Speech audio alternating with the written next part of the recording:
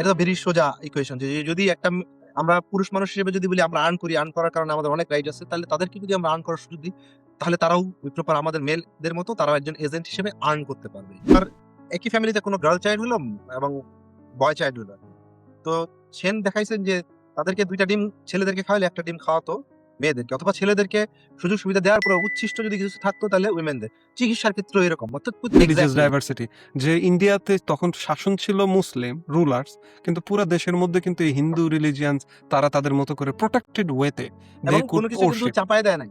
না এবং না এই না না, বিষয়ে মুঘলরা বা তারও আগে যারা আসছে বা পরেও যারা, তারা কিন্তু এই জিনিসটা চাপায় দেওয়ার কোনো চেষ্টাই করে নাই। এই যে কর্তব্য। রেস্ট্রিক্টিং ইনফরমেশনাল এবং হচ্ছে মানুষ নিজেদের ইন্টারেস্টটাকে সবসময় ম্যাক্সিমাইজ করতে চায়। হুম। মানুষ ইজ নট দ্যাট সিম্পল। লেখকের আইডিয়াটা হচ্ছে যে খারাপ পলিসি ভালো পলিসি ব্যাপারটা এরকম না, যে কোনো সময় আনইনটেন্ডেড কনসিকোয়েন্স থাকতে পারে। সো আনইনটেন্ডেড কনসিকোয়েন্স থাকবে বলে আপনি সোশ্যাল প্রোগ্রেস নিয়ে কথা বলবেন না, দ্যাট ইজ নট রাইট। আমরা যখন কোনো একটা সোসাইটির গ্রোথ অথবা ডেভেলপমেন্ট চিন্তা করি, আমরা চিন্তা করব instead of money, what are the benefit, what are the freedoms they have, what are the unfreedoms people have. যদি আমরা ওই পার্সপেক্টিভ থেকে চিন্তা করি, তাহলে আমরা একটা রাইট ওয়েতে যাইতে পারবো। যে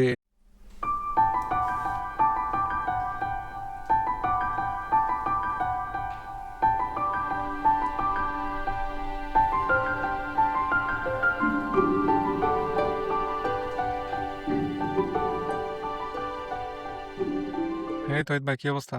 হ্যালো, তোমার কি খবর? ভালো আছো? আলহামদুলিল্লাহ ভাই, আপনি কেমন আছেন?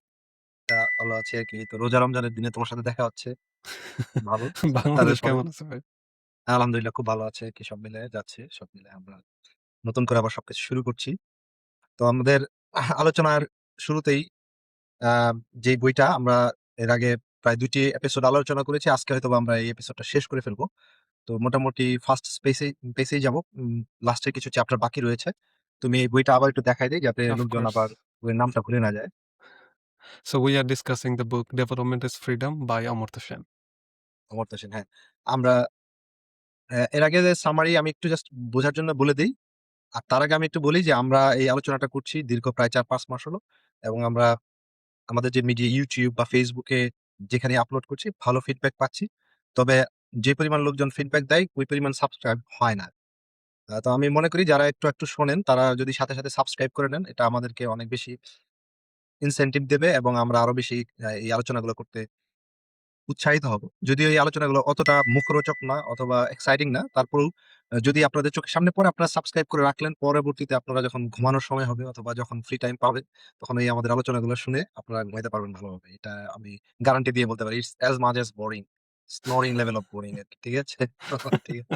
বাট স্টিল আপনারা যদি সাবস্ক্রাইব করেন উইল বি মোর ইনসেন্টিভাইজড যে আমরা এগুলা আবার বেশি করি আরকি।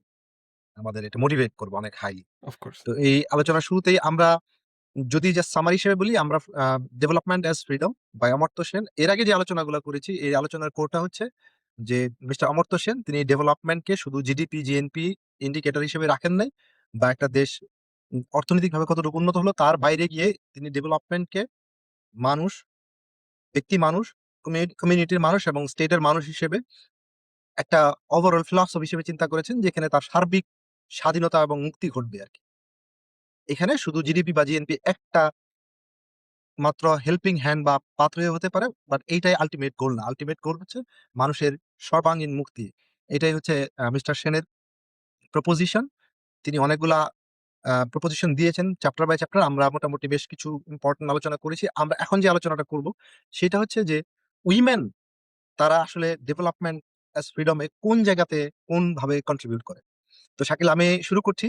তো উনার যেই মেইন কনসেপ্ট উইমেনের যে concept in the book of development as freedom, উনি যেটা বলেছেন যে উইমেনকে আমরা কি হিসেবে চিন্তা করি, যে একজন উইমেন হিসেবে চিন্তা করি। উইমেনরা কি যে উইক, বা তাদেরকে আমরা স্টেট বা সোসাইটি বা কমিউনিটি হেল্প করবে কোন পার্সপেক্টিভে, যে তাদের যদি কোনো সমস্যা হয়, তাদের যদি ফুড লাগে, নিউট্রিশন লাগে, অন্যান্য ফ্যাসিলিটিস লাগে, এইটা স্টেট, কমিউনিটি বা ফ্যামিলি তাকে প্রোভাইড করবে। কিন্তু না, এটা হচ্ছে মিস্টার সেনের মতে যে এটা হচ্ছে যে তাদেরকে প্যাসিভ হিসেবে চিন্তা করা।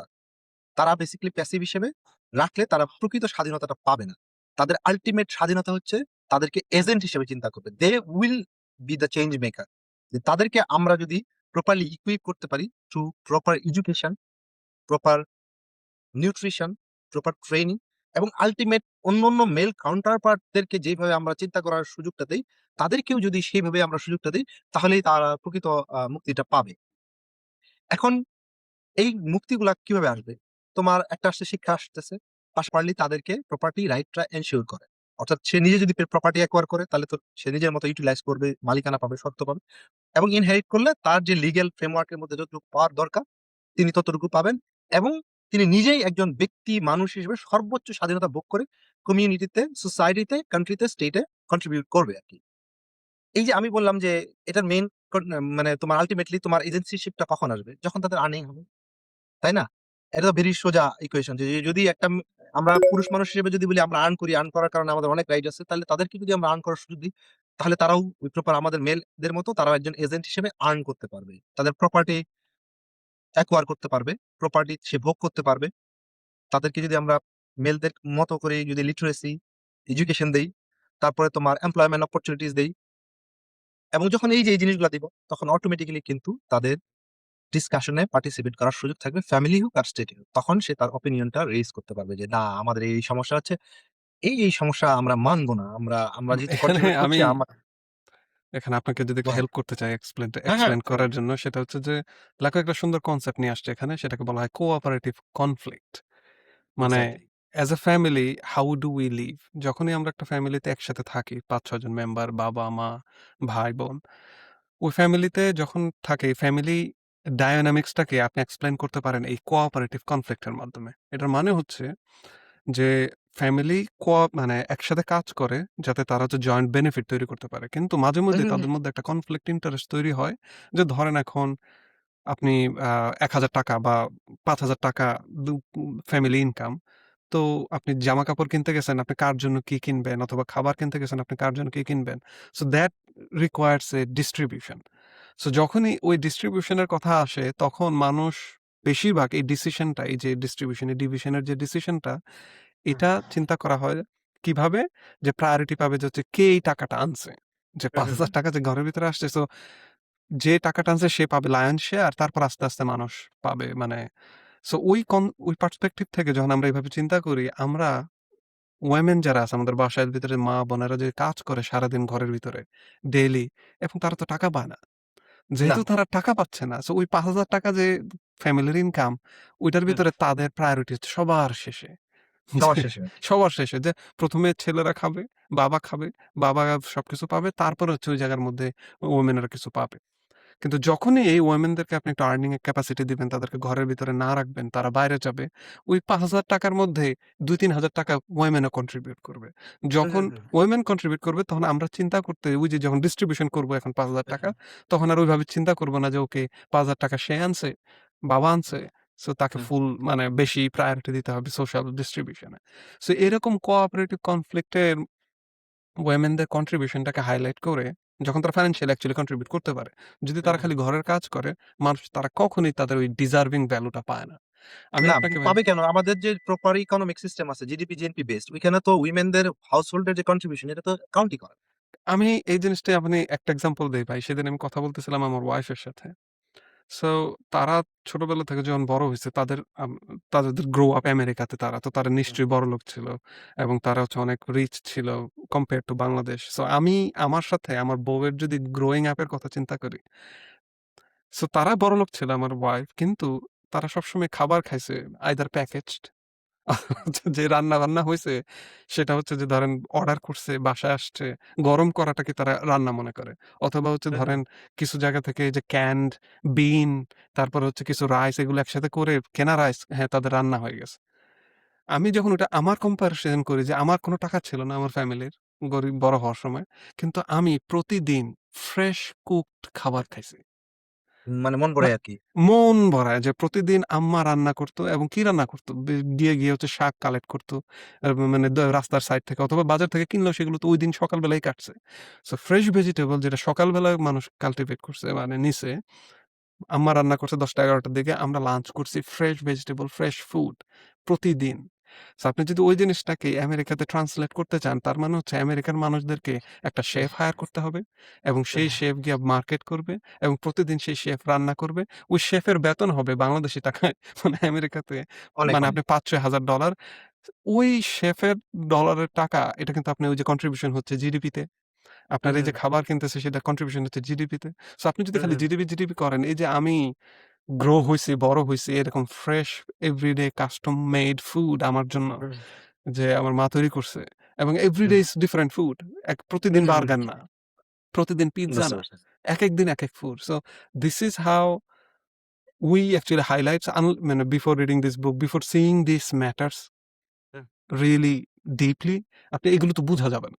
যে এই যে কিছু জায়গায় যে আমেরিকানরা কি পরিমাণ ডিপ্রাইভড তাদের হুম। এই focus on GDP, focus on wealth এর কারণে। So this is actually really important. এখান থেকে আবার আরেকটা যেটা কোয়েশ্চেন আসে, সো যদি আমরা ওটা করি, এটা শুধুমাত্র যে ওমেনদের কন্ট্রিবিউশন ফ্যামিলির মধ্যে তাদের মানে রাইটস বাড়াবে এরকম না। এটার সাথে আপনার আরো অনেক সোসাইটাল বেনিফিট আছে আপনি যদি ওমেনদেরকে বাইরে যাওয়ার এবং আর্নিং করার সুযোগ দেন। নাম্বার 1 সেটা হচ্ছে পপুলেশন গ্রোথ। হুম, আপনি যখনই একটা ওমেন বাইরে যায় কাজ করতে, সবচেয়ে বড় যেই বেনিফিটটা সোসাইটি পায় সেটা হচ্ছে যে এই natural control on the population growth. আপনি হুম, যদি হুম, হুম। ইন্ডিয়া এবং চায়নার কথা চিন্তা করেন, সবাই কোয়েশ্চেন করে যে চায়না ওয়ান চাইল্ড পলিসি নিছে, পলিসি নিয়ে তারা হচ্ছে পপুলেশন গ্রোথ কন্ট্রোল করছে। এক্সাক্টলি, মানে তুমি যেটা বলতে চাচ্ছ আমি মানে জাস্ট এড করার জন্য বলি যে আমরা কিন্তু ইকোনমিক ইন্ডিকেটর হিসেবে তোমার চাইল্ড মর্টালিটি, তার মাতৃ মৃত্যু হার, তারপরে তোমার শিশু মৃত্যুর হার, এগুলা কিন্তু খুবই বড় মাপের ইকোনমিক ইন্ডিকেটর করে দিই। এখন এগুলার জন্য আমরা অনেক খরচ করলাম, কিন্তু তার চেয়ে বেশি প্রফিট হয় যদি আমরা আমরা মানে ভালো করার সুযোগ থাকে যদি আমরা এই ইনভেস্টমেন্টটা উইমেনদের পিছনেই করি আর কি। তাদেরকে প্রপার এজেন্ট হিসেবে ইউকেরেট করে, তাদের শিক্ষা যদি থাকে, তাদের যদি আর্নিং পাওয়ার থাকে, এই সমস্যাগুলোর এমনি সমাধান। এবং সবচেয়ে বড় সমস্যা সমাধান যেটা করবে, আমরা তো মানে বিভিন্ন দেশে বিশেষ করে উন্নয়নশীল দেশগুলোতে তোমার জনসংখ্যার বৃদ্ধি নিয়ে অনেক ঝামেলা থাকে, যেটা তুমি বলতে চাচ্ছ আর কি। তো সেন যেটা বলতেছে যে এই empowering women would be the best contraceptive and the proper alternative of facilitating condom everywhere. যে তোমার কন্ডোমের মেয়েদেরকে যদি আমরা প্রপার এডুকেশন দিই, তাহলে তোমার বেশি ভালো ফল পাবো in terms of population control. এটা এটা খুবই ভালো লাগছে আমার এই থিওরিটা। বলো, তুমি বলো। এক্সাক্টলি। সো আপনি প্রত্যেকটা সাইড থেকে যদি দেখেন যে আপনি যখনই একটা ওমেনদের জন্য আপনি ওই লেবার ফোর্স লাইক তাদের লেবার ফোর্স পার্টিসিপেশনটাকে এনশিওর করতেছেন, আপনারা এই সাইড দিয়ে বেনিফিট পাচ্ছেন যে আপনার হুম, ন্যাচারাল পপুলেশন কন্ট্রোল চলে আসতেছে। আপনার সোসাইটির মধ্যে রেসপন্সিবিলিটি তৈরি হয়। ওমেনদের হুম, যে একটা আমরা যেভাবে ওয়েলফেয়ারিস্ট মনে করে যে ওমেনদেরকে আমাদেরকে সবসময় হেল্প করতে হবে, তাদেরকে প্রোটেক্ট করতে হবে, তাদেরকে মানে আমাদের যত মানে যা কিছু আছে তাদের সবকিছু ওমেনদের পিছনে লাগাইতে হবে। ওইভাবে যখন আমরা চিন্তা করি ওয়েলফেয়ারিস্ট ভিউ, তখন ওমেনদের এই যে বাকি যত জায়গায় যে তারা ডিপ্রাইভড হচ্ছে এবং বাকি যত জায়গায় তারা তাদের যে রাইটস এর যে মিসইউজ হচ্ছে সেই জিনিসগুলাও প্রিভেন্ট করা যায়। আমি সেখানে জাস্ট হচ্ছে আমরা একটা মানে হুম, একটা হুম। ইম্পর্টেন্ট কনসেপ্ট যেটা মিস্টার সেন প্রপোজ করেছেন, এবং এটা তার একটা গ্রাউন্ড ব্রেকিং ওয়ার্ক। সেই স্ট্যাটিস্টিক্স আর নিয়েছে লেট সেভেন্টিজ এবং এইটিজ এবং আর্লি নাইনটিজ এর দিকে, এবং তার ওই সময় একটা বড় গ্রাউন্ড ব্রেকিং পেপার আসছে।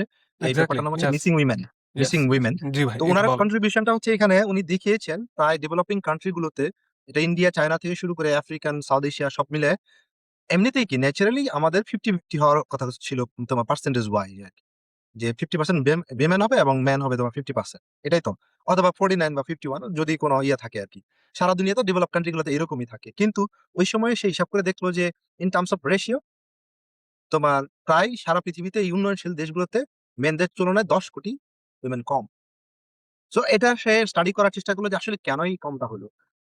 একটা হচ্ছে যে তোমার মেল চাইল্ড প্রেফারেন্স, স্পেশালি যখন চায়নাতে তোমার ওয়ান চাইল্ড পলিসি করলো, তখন তারা ওই সিলেক্টিভ অ্যাবর্শন শুরু করলো আর কি। ওইখানে প্রচুর পরিমাণ গার্ল চাইল্ড মিসিং হয়েছে। সেম কেস হয়েছে ইন্ডিয়াতেও। যখন ওই যে তারা বুঝতে শুরু করলো আলট্রা আলট্রাসনোগ্রাফির মাধ্যমে যখন বোঝা শুরু করলো, তখন তারা এই সিলেক্টিভ অ্যাবর্শন ইন্ডিয়াতেও ছিল, কারণ এখানে তো মেল চাইল্ড ইনহেরিটেন্সের একটা ইস্যুস থাকে, লিগেসির একটা ইস্যুস থাকে, এবং তারা পরবর্তীতে কর্মক্ষম হয়ে তারা একটা পেনশন স্কিম হিসেবে বাবা মার কাজ করবে। এইসব নানা চিন্তা করে তোমার সিলেক্টিভ অ্যাবর্শন। আরেকটা ব্যাপার দেখো, যে তোমার একই ফ্যামিলিতে কোনো গার্ল চাইল্ড হলো এবং বয় চাইল্ড হলো আর কি। তো সেন দেখাইছেন যে তাদেরকে 2টা ডিম ছেলেদেরকে খাওয়ালে, একটা ডিম খাওয়াতো মেয়েদেরকে, অথবা ছেলেদেরকে সুযোগ সুবিধা দেওয়ার পরে উচ্ছিষ্ট যদি কিছু থাকতো তাহলে উইমেনদের। চিকিৎসার ক্ষেত্রেও এরকম, অর্থাৎ প্রত্যেকটি সেক্টরেই ডিপ্রাইভেশন হয়েছে এই ডেভেলপিং কান্ট্রিগুলোতে মেয়েরা। এবং যার কারণে ধরো তোমার যখন তাদের মেল নিউট্রিশন হবে, তারা তো আলটিমেটলি এদের মারা যাওয়ার সংখ্যাটা বেশি হবে, ডেথ রেটও বেশি হবে, মর্টালিটি রেট অনেক হাই হবে আর কি। এই যে নানা ইস্যু, একদম সিলেক্টিভ অ্যাবর্শন, মেল নিউট্রিশন, তারপরে কম্পেয়ার টু তোমার মেন তাদের ট্রিটমেন্টের সমস্যা, প্রত্যেকটা সমস্যা তাদেরকে মানে আষ্টে-পৃষ্ঠে জড়িয়ে রেখে দেখা যায় যে 10 কোটি মেয়ে মানুষ তোমার পৃথিবী থেকে মানে হিসাবের খাতায় আর নাই আরকি, যারা থাকার কথা ছিল। অর্থাৎ সামহাউ সোসাইটি বা মেল ডমিনেন্ট সোসাইটি এই 10 কোটি মেয়েদেরকে কিল করেছে। এটা উনি সত্যিকার অর্থে যেটা বোঝাতে চেয়েছেন, এবং এটাই তার একটা গ্রাউন্ড ব্রেকিং ওয়ার্ক, এবং উনি বলেছেন দে আর দ্য মিসিং চাইল্ড। তো তার যেই আল্টিমেট ফিলসফি সেটা বলতে যাচ্ছে যে হ্যাঁ, অনেকভাবে তো আমরা আলোচনা করলাম। আরেকটা হচ্ছে যে তোমার যে সোসাইটিতে তোমার equality of proportion of men and women থাকবে, এখানে ক্রাইম রেট কম থাকবে। And according to the sense concept, উনি বলতেছেন যে যত যাই আলাপ করলাম এর আল্টিমেট রেজাল্ট হচ্ছে যে যে আমরা মেয়ে বা মাদারদেরকে যদি প্রপার ভাবে ডেভেলপ করতে পারি through education, training, employment and empowerment everywhere as an agent in the society, তাহলে তারা বেটার চাইল্ড। এটা হচ্ছে first contribution. And better child will be a better workforce in the state. এইটা স্টেটকে প্রপারলি কন্ট্রিবিউট করবে, মানে একদমই উনি ইকোনমিক ভিউটা উনি দেখানোর চেষ্টা করেছেন। ধরেন যে যখনই ওমেনরা ইনকাম করতেছে, তারা নিজেদের ডেভেলপমেন্টের জন্য কাজ করতেছে, তারা নিজেদের নিউট্রিশনকে এনশিওর করতে পারে। আর যখন তারা তাদের নিউট্রিশন মানে এনশিওর করতে পারে, তাদের যে বাচ্চা হয়, যে বেবিস, তারাও নিউট্রিশনিস্ট হয়, এবং ওইভাবে ওই বাচ্চা যখন বড় হয়, সে মানে বাচ্চা বেশি কন্ট্রিবিউট করতে পারে ইকোনমির ক্ষেত্রে। So protection of women, not from the perspective of protecting them, hmm, it's necessary for protecting us. Like, hmm, as a society, we need to protect women to protect ourselves and make sure that women have all the rights and hmm, responsibilities. ওখান থেকে আমরা next চ্যাপ্টারের দিকে যদি যাই, সেখানের মধ্যে হুম, আসে সেটা হচ্ছে যে আমরা ওভার পপুলেশন এবং আমরা ফুড শর্টেজ নিয়ে কথা বলা হয়। সো কিভাবে আহ, মানে পলিটিক্যাল রাইটস এই ওভার পপুলেশন এবং হচ্ছে ফুড প্রবলেমকে অ্যাড্রেস করে। সেখানের মধ্যে একটা কোয়েশ্চেন আসে প্রথমেই, আমাদেরকে জানতে হবে যে আমাদের ওয়ার্ল্ড কি অ্যাকচুয়ালি ফুড, মানে আমাদের আর we running out of food, আমাদের খাবার কি সব চলে যাচ্ছে এই ওভার পপুলেশনের কারণে, অথবা ইন দ্য নিয়ার ফিউচার আমাদের পপুলেশন গ্রোথের কারণে আমরা কি না খায় থাকবো কখনো? হুম, সো ওই কোয়েশ্চেনের অ্যান্সারটাই আমি যদি ওই যে আপনি সবসময় ইকোনমিক্সের যে গালি দেন, সেটা হচ্ছে যে ম্যালথিউশিয়ান, যে সে মনে করে যেহেতু ইকোনমিক মানুষ অনেক গ্রো করতেছে, আমাদের পপুলেশন বাড়তেছে, তো যেহেতু পপুলেশন বাড়তেছে এবং ফুড প্রোডাকশন কমতেছে বা ফুড উনি প্রোডাকশন উনি আসলে সেম লেভেলে বেসিক্যালি আছে।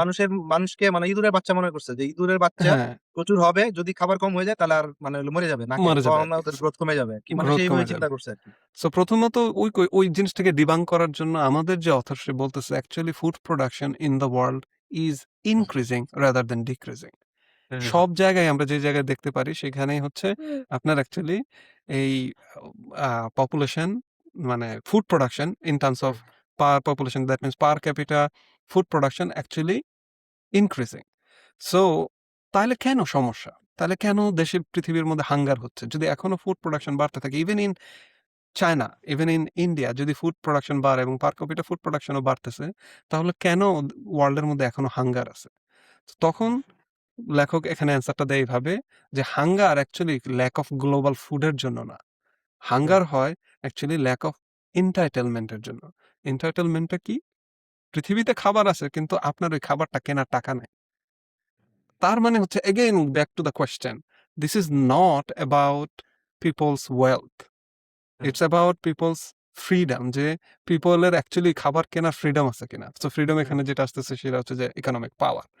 সো এই স্ট্যান্ডার্ড যে ম্যালথিসিয়ান পেসিমিজম আছে, বা এই যে ফুড প্রোডাকশন হচ্ছে আমাদের population growth is outpacing food production growth, this ideas actually doesn't matter. The world is not running out of food. যদি মানুষ না খায় থাকে, actually it's not for the lack of food, it's for the lack of power of buying that food. আমরা ওই যদি মানে একটু যদি সে খাবারটা কিনতে না পারে। তো হ্যাঁ, এখানের মধ্যে তো এটার সাথে কিন্তু আরেকটা কনসেপ্ট রিলেটেড। সেটার মানে হুম, যদি এরকম হয় যে ওভার পপুলেশন হচ্ছে, ধরে নিলাম যে ধরেন ওভার পপুলেশন হচ্ছে, সো আমাদেরকে কন্ট্রোল করতে হবে। তাহলে অ্যাকচুয়ালি আমাদেরকে কি ফোর্স করা উচিত যে আচ্ছা, কিভাবে আচ্ছা, আ পপুলেশন কন্ট্রোল যেটা হবে? চায়না বা ইন্ডিয়া করার চেষ্টা যেটা করেছে। মানে সেটা এটা কি করা উচিত ভাই?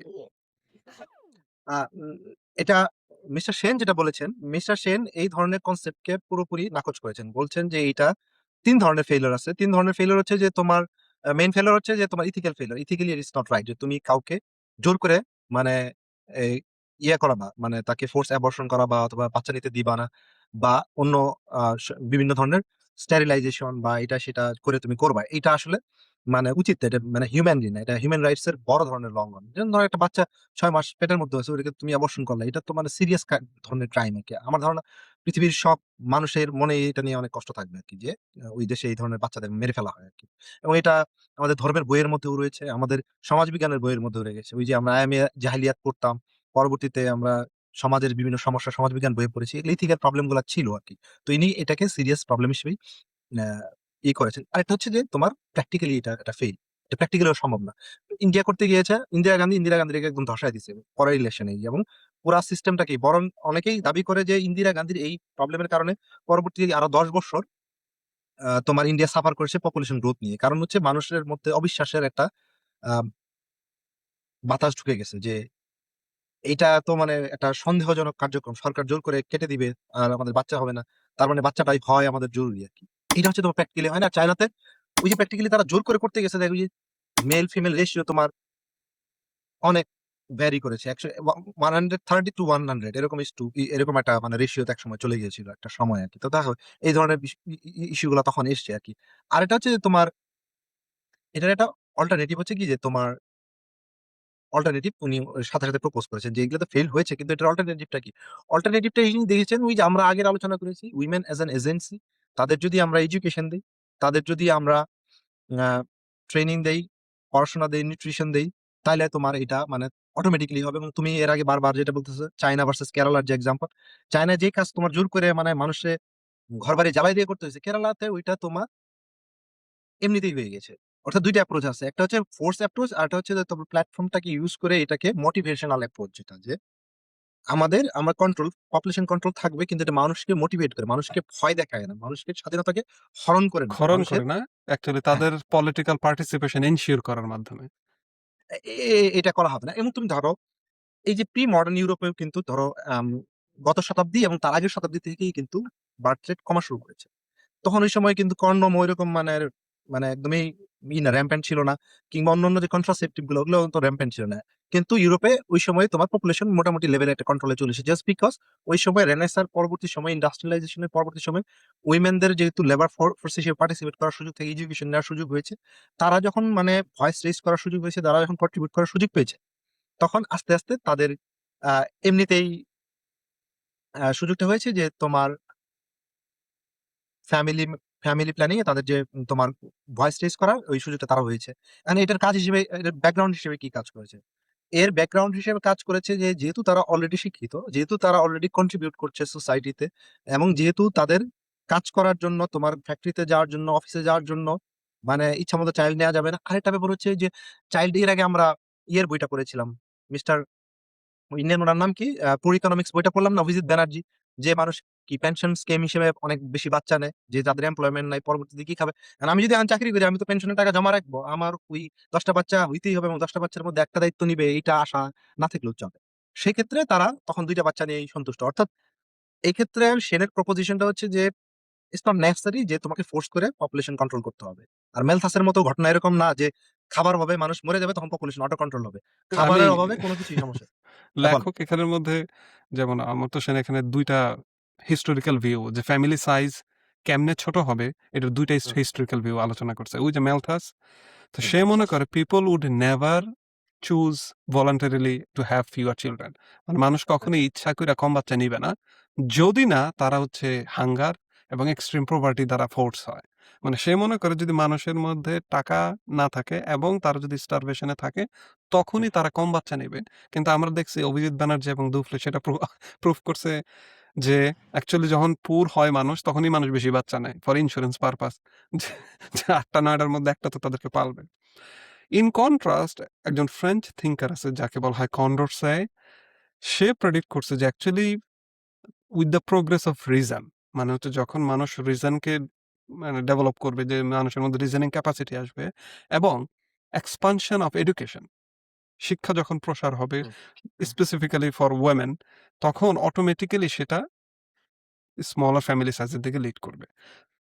অমর্ত্য সেন ইজ ফলোইং কন্ডোরসে এবং সে বলতে চাচ্ছে যে যখনই দেশের ভিতরে কোনো একটা জায়গার মধ্যে ওয়েমেনের পার্টিসিপেশন থাকে, যখন ওই জায়গার ভিতরে তারা শিক্ষিত হয়, তারা নিজেদের টেক কেয়ার করতে পারে, তারা আর্ন করতে পারে, তারা অটোমেটিক্যালি এই ফিউয়ার ডিসিশন নেয় এবং they in that way they can grow themselves. আমাদের কালচার এবং হিউম্যান রাইটস এর যে বিষয়টা আসে, এখন ধরো আমরা একটা সমাজে বাস করি। সমাজে আমাদের ফ্যামিলির একটা স্ট্রাকচার থাকে, ভ্যালু থাকে, ইথিক্স থাকে, মোরালিটি থাকে এবং রিলিজন থাকে। আবার ধরো রিলিজনের বাইরে আরেকটা কালচার থাকে। ধরো আমরা ধর্মীয় ধর্মীয়ভাবে মুসলমান, আবার কালচারে আমরা বাঙালি বা বাংলাদেশী। আমাদের শত বছর বা ১০০ বছর, ২০০ বছর, ৫০০ বছর, ১০০০ বছরের একটা রিলিজিয়াস, সোসিও ইকোনমিক একটা কালচারাল নিয়ে আমরা বড় হয়েছি। অন্যান্য দেশের ক্ষেত্রেও তাই, তাদের তাদের নিজেদের মতো কালচার ট্র্যাডিশন আছে। ইভেন যে আফ্রিকান পিপল যারা আছে তাদেরও তো নিজস্ব একটা কালচার আছে আরকি। এবং সেন বলেছেন যে এই কালচার গুলো স্ট্যাটিক না। এটা কোনো প্রিজন না। এখানে তুমি জোর করে কাউকে কোনো কালচার চাপাই দিতে পারো না। ডেভেলপমেন্টের নাম করে বা অন্য কোনো উপায়ে বলতে পারো না যে তোমাকে কোনো রিলিজন পালন করা যাবে না এই দেশে। অথবা বলা যাবে না তোমাকে এই রিলিজনই পালন করতে হবে। অথবা বলা যাবে না তোমাকে এই রিলিজনের এই সেক্টই পালন করতে হবে। অর্থাৎ তার বক্তব্য হচ্ছে যে কালচার, রিলিজন বা অন্যান্য যে বেসিক হিউম্যান রাইট হচ্ছে, এটা হবে spontaneous out of their mind. যে আমি যদি বিশ্বাসী হই, আমি বিশ্বাসী হতে পারবো। আমি যদি সেকুলার হতে চাই, আমি সেকুলার হতে পারবো। আমি যদি এথিস্ট হতে চাই, আমি এথিস্ট হতে পারবো। আমি অজ্ঞেয়বাদী হতে চাইলে আমি অজ্ঞেয়বাদী হতে পারবো। আমি নৈরাশ্যবাদী হতে চাইলে নৈরাশ্যবাদী হবো। আমি যা মন চাই এটা হব। যেহেতু আমার এই ভ্যালু আমাকে এটা করার জন্য উৎসাহিত করে। সেনার বক্তব্য হচ্ছে যে কোন স্টেট বা কোন সিস্টেম এটাকে প্রিজন প্রিজন আকারে বানায় বলতে পারবে না যে তোমরা এর মধ্যে থাকো, অথবা তোমরা এটা করতে পারবে না। তোমাদের অবশ্যই এইটাই করতে হবে। রিলিজনে যেহেতু বলা আছে তোমাকে এটা জোর করেই করতে হবে। এইরকম কোন তিনি যে কোনো ধরনের মেজারমেন্টের এগেইনস্ট এ বলেছেন, এবং এটাই হচ্ছে তার কোর কনসেপ্ট এই চ্যাপ্টারে। ইউনিভার্সাল হিউম্যান রাইটস, যেটা হচ্ছে আমরা এখন গ্লোবালি সবচেয়ে শুনি, যে ইউনিভার্সাল সবার জন্য হিউম্যান রাইটসকে এনশিওর করতে হবে। অনেকেই এটা মনে করে যে it is really simple minded এবং এটা ইন্টেলেকচুয়ালি ফ্লড। সো বাট লেখক মানে এই যে আইডিয়াটাকে এক্সপ্লেন করছে ৩টা ক্রিটিক্স এর মাধ্যমে, যে হিউম্যান রাইটসকে কিভাবে ট্রেডিশনালি মানুষ ফলো করে। নাম্বার 1 ক্রিটিক হচ্ছে লেজিটিমেসি ক্রিটিক। এখানে লেখক, যারা প্রিভিয়াস লেখক ছিল জেরেমি বেনথাম এবং কার্ল মার্কস, তারা মনে করে যে people actually are not born with any rights. Rights তখনই এক্সিস্ট করবে যখন হচ্ছে তাদেরকে ক্রিয়েট করা হবে এবং স্টেট ল এর মাধ্যমে সেটাকে এনশিওর বা এনফোর্স করা হবে। লেখক বলতেছে যে না, হিউম্যান রাইটস এগুলো হচ্ছে এথিক্যাল ক্লেমস, এবং এটা ওই লিগ্যাল ল জন্ম হওয়ার আগে থেকেই মানুষ এনশিওর করে মানুষের এটা লিগ্যাল মানে ইথিক্যাল ক্লেম, যে তাদের বেসিক হিউম্যান রাইটস তাদেরকে দিতে হবে। সেকেন্ড যে ক্রিটিক সেটা হচ্ছে কোহেরেন্স ক্রিটিক। সেখানে যেটা মনে করে যে মানে এই যে রাইটস যেটা আছে সেটা অ্যাকচুয়ালি মিনিংলেস যদি কোনো একটা স্পেসিফিক পার্সন অথবা হচ্ছে কোনো ওই পার্সনের এজেন্সি মানে স্ট্রিক্ট ডিউটি হিসেবে সেটাকে ফুলফিল না করে। সো লেখক এখানের মাধ্যমে যেটা নিয়ে আসছে, যে উনি ইমানুয়েল কান্টসের আইডিয়া অফ ইমপারফেক্ট অব্লিগেশনস সেটা নিয়ে আসছে। সে এখানে বলতেছে যে মানুষ যখন যে যার পজিশনে থাকবে, শুধুমাত্র সে তার পজিশনের মধ্যে যা করা দরকার সেই জিনিসটা যদি করে তাহলেই হবে। আপনার ওই স্পেসিফিক পারসনকে লিগ্যালি রেসপন্সিবিলিটি দিতে হবে যে তারা এনশিওর করবে যে কিভাবে মানুষের রাইটস, হিউম্যান রাইটস এনশিওর হবে। সেই জিনিসটা মানুষকে লিগ্যালি আপনি যদি দায়িত্ব নাও দেন, তারা নিজে থেকেই এই কাজগুলো অ্যাকমপ্লিশ করতে পারবে, ensuring their own universal human rights. আরেকটা যেটা হচ্ছে যে কালচারাল ক্রিটিক। কালচারাল ক্রিটিক হচ্ছে তারা ধরেই নেয় যে এশিয়ান কালচার হচ্ছে, যেমন লি কুয়ান ইউ থিওরি স্পেসিফিক্যালি ধরে নেয় যে এই জায়গার মধ্যে তারা আমাদের যে এশিয়ান কালচার, তারা অথরিটেটিভ গভর্নমেন্ট বা তারা অথরিটেটিভ রেজিম পছন্দ করে। সো তাদের জন্য এই অথরিটেটিভ রেজিম ইজ গুড। আবার ওই এখানের মধ্যে অন্যান্য যে যেহেতু এশিয়ান কালচার এরকম মনে করে, তাদের জন্য ইউনিভার্সাল রাইট এত বেশি ইম্পর্টেন্ট না। সো ওই ব্যাপারটাই এই ৩ টা পার্সপেক্টিভ থেকেই লেখক এক্সপ্লেইন করছে যে হিউম্যান রাইটস হচ্ছে ভ্যালিড।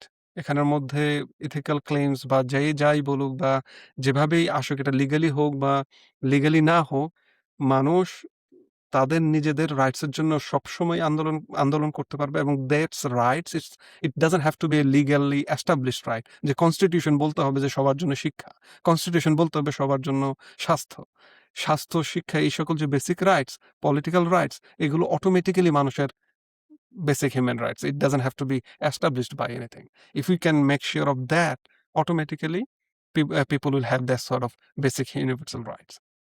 ট্রু। কিন্তু এখানে এটা কোয়েশ্চেন এক্সাক্টলি যেটা আসে যে বল।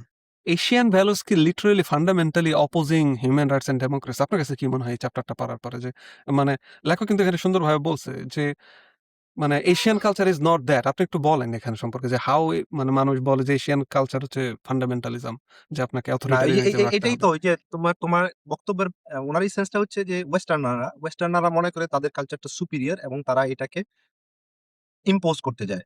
বলে যে আমাদের ডেমোক্রেসি সেরা, তোমাদের যে সিস্টেম আছে মাতব্বরি সিস্টেম এলাকায় এটা অথরিটেরিয়ান এবং অ্যাবসোলিউটিজম, এটা চলতে পারে না। তোমরা আমাদের মতো ডেমোক্রেটিক হও, আমাদের মতো শার্ট প্যান্ট পরো, আমাদের মতো শনিবার রাতে বারে যাও, গিয়ে নাচা গানা করো, এটা করো সেটা করো। ওদের যে কালচার আছে ওটাকে তারা সুপিরিয়র হিসেবে ইম্পোজ করার চেষ্টা করে। আমি ওভারঅল সবকিছুর কথাই বলছি আর কি।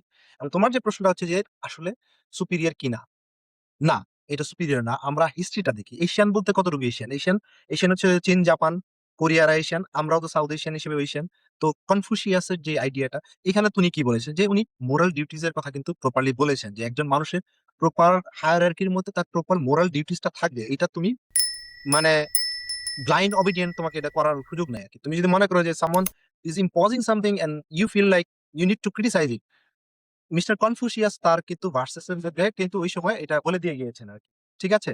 এর বাইরে ধরো তোমার আমরা এর আগে ওই যে ডেট বইটা যখন আলোচনা করেছি, মিস্টার ডেভিড গ্রেবারের অশোকার কথা বলেছি। অশোকা অনেক বড় মাপের একজন ইগ্যালিটেরিয়ান পার্সোনালিটিস ছিলেন। তুমি উনার আলোচনা তো মনে আছে? আমার এখনো মনে পড়তেছে যে উনি উনার যে তোমার পলিসি গুলা ছিল ওই সময়ে আজকে থেকে ২৩০০ বছর ২৪০০ বছর আগে। বছর আগে সে ইউনিভার্সাল রাইটস এর এনশিওর করছে যে রিলিজিয়াস স্পেসিফিক্যালি এট লিস্ট। তারপরে ধরো তোমার ওই সময়ে তারও যে গ্র্যান্ডফাদার ছিল, তার একজন মিনিস্টার ছিল কৌটিল্য। কৌটিল্য হচ্ছেন মানে এইখানকার যে তোমার অর্থশাস্ত্র বা পলিসি শাস্ত্র তার একজন মানে অন্যতম ফোরফাদার আরকি। তো উনার পলিসি গুলাতে উনি কিন্তু সোশ্যাল সেফটি নেটের কথা বলেছেন, ডিস্ট্রেস পিপলদের কথা বলেছেন। উনার সময়ে তোমার খুবই মজা যে তোমার মিনিস্ট্রি অফ প্রস্টিটিউশন ছিল, যে কারণ ওই সময় তো ইকোনমিতে প্রস্টিটিউশন অনেক বড় একটা মেজর ফ্যাক্টর এবং মনে হয়েছে যে প্রস্টিটিউশনদেরকে ভালো রাখাটাও স্টেটের একটা দায়িত্ব, প্রস্টিটিউটদেরকে, এবং তারা ওই সময় কৌটিল্য কিন্তু এই ব্যবস্থা ওই সময় করে গিয়েছেন।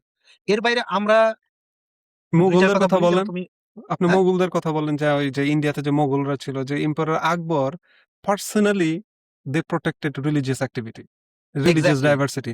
যে ইন্ডিয়াতে তখন শাসন ছিল মুসলিম রুলার্স, কিন্তু পুরা দেশের মধ্যে কিন্তু এই হিন্দু রিলিজিয়ানস তারা তাদের মতো করে প্রোটেক্টেড ওয়েতে দে এবং কুড কোনো কিছু কিন্তু ওরশিপ। চাপায় দেয় নাই। না, এবং না, না, এই না। বিষয়ে মুঘলরা বা তারও আগে যারা আসছে বা পরেও যারা, তারা কিন্তু এই জিনিসটা চাপায় দেওয়ার কোনো চেষ্টাই করে নাই। এবং দেখা যায় যে তারা ইভেন হচ্ছে কি ওরা বৈবাহিক সম্পর্ক করতো তোমার অন্য রিলিজনের সাথে, এবং তারা স্টেট ফাংশনে কিন্তু পার্টিসিপেট করার সুযোগ দিত। বিভিন্ন যে তোমার সাব ডিভিশন গুলা ছিল ইয়ের মধ্যে, এম্পায়ারের মধ্যে, ওখানে কিন্তু বিভিন্ন জায়গায় তোমার উন্নত রিলিজন, স্পেশালি হিন্দু রিলিজন বা সনাতন ধর্মের কিন্তু বিভিন্ন ধরনের শাসকরাও তাদের আন্ডারে কাজ করতো আর কি, এবং বড় বড় পদেও কাজ করতো। এর বাইরে আমাদের যে ইসলামিক যেই তোমার ভ্যালুটা আছে, তুমি যদি কোরআনিক ভ্যালুতে যাও, most of them are very liberal and egalitarian. তারা কিন্তু অন্য ধর্মকে পালন করার সুযোগটা দিয়েছে এবং অন্য ধর্মকে যদি ব্যাহত করে এটা মানে খারাপ চোখে দেখা হয়েছে অথবা এটা পানিশমেন্টের কথা বলা হয়েছে, এবং এটা মারাত্মক নেগেটিভলি তোমার আহ বাড়িত করা হয়েছে যে মানুষকে কোনো কিছু এনফোর্স করা যাবে না, যার যার ধর্ম তার তার কাছে। আমরা তো পড়ি লাকুম দিন হুকুম ওয়ালিয়া দিন, এই যে তোমার এই আইডিয়াটা, এটাও কিন্তু তোমার আমরা আমরা তো এটা এশিয়ার একটা বড় অংশ এই জিনিসটা প্র্যাকটিস করি। আরেকটা হচ্ছে যে আমরা অটোম্যানদের কথা সবসময় অনেক সময় ক্রিটিসাইজ করার চেষ্টা করে ইয়েরা, কিন্তু ওই সময় কিন্তু ইউরোপিয়ান রুলারদের চেয়েও ওই অটোম্যান এম্পায়ারের মধ্যে মোর ডাইভার্সিটি ছিল রিলিজনের ক্ষেত্রে, এবং মোর ফ্রিডম ছিল রিলিজিয়াস অ্যাক্টিভিটিস করার জন্য অন্য যারা নন মুসলিম ছিল আরকি। এবং ইন সাম কেজেস তারা ইউরোপিয়ান কন্টেম্পোরারি রুলারদের চেয়ে অনেক বেশি তোমার ফ্যাসিলিটেটিং ছিল, অ্যাকোমোডেটিং ছিল, এবং যার কারণে কিন্তু তাদের কিন্তু এই এম্পায়ার গুলা এক্সপান্ড করার সুবিধা হয়েছে, just because they are more welcoming, liberal and open and egalitarian. এইটা কিন্তু সুযোগটা পেয়েছে। এশিয়ানদেরকে যে চাপানোর বলা হয় যে তারা মানে প্রপারলি তোমার লিবারেল না এবং তাদের ট্র্যাডিশনটা প্রপার না, এটা একটা ওয়েস্টার্নারদের জোর করে চাপায়া দেওয়া একটা এখানে বক্তব্য, বরং আরেকটা এক্সাম্পল আমি যদি দেই, দেখেন আমরা তো বললাম যে ইয়েস আমাদের ইসলাম, তারপর হচ্ছে আমাদের যে সম্রাট অশোকা, তারা হুম, সবাই এনশিওর করছে যে রিলিজিয়াস ডাইভার্সিটি যাতে থাকে। তার সাথে সাথে কিন্তু আরো কিছু এক্সাম্পল আছে। আমাদের যে শুধুমাত্র রিলিজিয়াসই ছিল সবসময় এরকম না। আমাদের কিন্তু না, অ্যান্টি না। রিলিজিয়াস এথিস্ট অর্গানাইজেশনও ছিল। যেমন হচ্ছে কারভাকা স্কুল ইন্ডিয়াতে। হ্যাঁ, হ্যাঁ। তারপর হচ্ছে অ্যাগনস্টিক ফাউন্ডেশন ইন বুদ্ধিজমের, যেটা হচ্ছে আপনার ওই অশোকা পুরাটাই তো, হ্যাঁ। চায়নাজের আমলে। সো এখানে এশিয়ান কালচার এত এনরিচড ছিল যে তারা নট অনলি যে শুধুমাত্র আমরা রিলিজিয়ানের ডাইভার্সিটি এনশিওর করা হয়েছে এই যুগ যুগ ধরে, তাদের সাথে সাথে অ্যান্টি রিলিজিয়ন এথিইজমেরও প্র্যাকটিস চলতেছিল। এবং more or less everywhere the priority was freedom, priority was peace, so that everyone can live together. So এবং this আরেকটা পয়েন্ট idea, হচ্ছে, হ্যাঁ, জি বলো। বলেন ভাই। আরেকটা পয়েন্ট হচ্ছে যে তোমার উনি যেটা বলতে চেয়েছেন যে তোমার এই যে কালচার বা হিউম্যান রাইটস এর যে বিভিন্ন অংশগুলো বললাম, আমাদের লিগ্যাল একটা অ্যাসপেক্ট আছে, তোমার প্র্যাকটিক্যাল একটা অ্যাসপেক্ট আছে, এবং পাশাপাশি কালচারের একটা বড় পার্ট হচ্ছে কিন্তু তোমার বিভিন্ন ধরনের creative people, like artist, cinema artist হোক, সে তোমার পেইন্টার হোক, রাইটার হোক, পোয়েট হোক।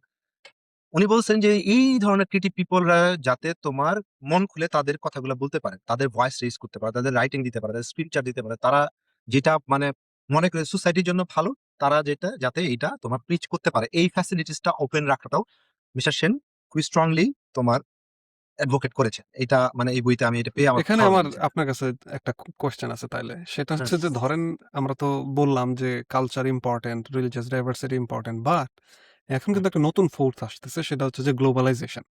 হ্যাঁ, এবং আমরা ধরে নিচ্ছি globalisation is destroying local cultures. হ্যাঁ। And which is also true.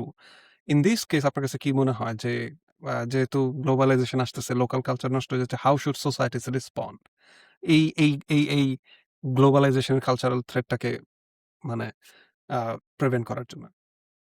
Mister সেনের যে অ্যান্সারটা সেটা হচ্ছে যে we should take this thing as democratically. যদি চেঞ্জ হয় ডেমোক্রেসি, মানে আমার যদি সবাই মিলে মনে করি যে ইটস বেটার ফর, যেমন ভ্যাকসিন না নিয়ে একটা কালচার হতে পারে, কিন্তু ভ্যাকসিন আসার পর আমরা যদি সবাই মিলে ভ্যাকসিন নেই এবং সবাই যদি এগ্রি করি, স্টেট যদি এগ্রি করে, সোসাইটি যদি এগ্রি করে, তাহলে আমরা ভ্যাকসিন নিব। আমরা একসময় ছোট কাপড় চোপড় পরতামই না, বা কোনো জামা কাপড় ছিল না, এখন মনে হয় যে আমাদের জামা কাপড় পরলে ভালো লাগবে, তাহলে আমরা সবাই মিলে যদি মনে করি ভালো লাগবে, তাহলে আমরা করবো। আমরা যদি সবাই মিলে মনে করি যে আমরা একটা রিলিজন প্র্যাকটিস করবো, অর্থাৎ এখানে মানুষের যে তোমার অপিনিয়নের কনসেন্টটা জরুরি।